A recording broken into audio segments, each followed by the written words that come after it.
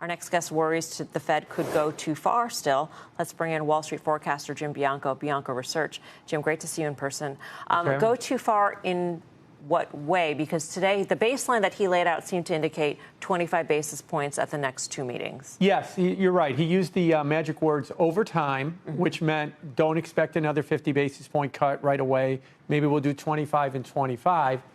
I fear he's going to go too far in that I'm in the no landing camp, that I think the economy's okay. He kind of said that too.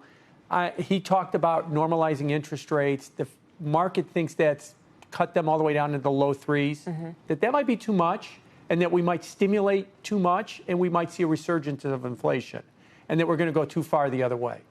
So we were talking earlier about the port shutdown and what this could mean for inflation, right? So we could see a spike in inflation. Do you think that weighs on his comments at all? And what does that matter for policy?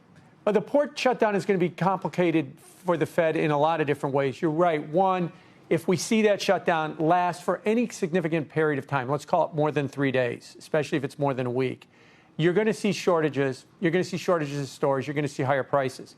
If it lasts more than a week, you're going to see a lot of people getting laid off. And there is an argument to be made between the port shutdown and the hurricane. You could be looking at a negative payroll report for October into November, 5 days before the election. There's still a lot of moving parts with that as well. This would just completely complicate everything that the Fed is trying to do because they're not getting a good read as to what the economy is actually performing.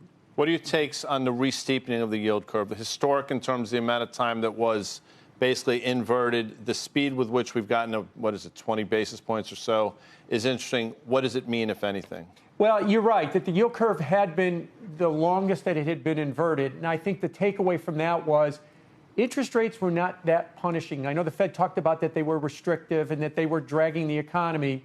From the last rate hike to the first rate cut, last rate hike August 23 to the first rate cut 2 weeks ago, the S&P was up 23%. So didn't seem to bother the stock market that we were stuck at 5% interest rates.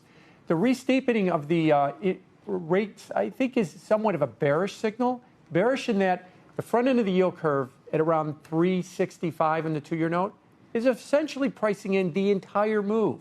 So if the Fed does cut rates 200 basis points, what should the two-year note do? Nothing, because it's already priced it all in.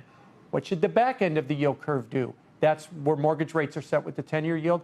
They should rise if we continue to see a steepening.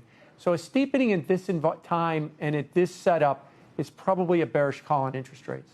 Let's say the port strike in the hurricane muddies the data that comes in. Do you think the Fed would be more inclined to err to the side of waiting and just stepping back and saying we're not going, we're going to proceed with what we planned, or err in the way of going too far?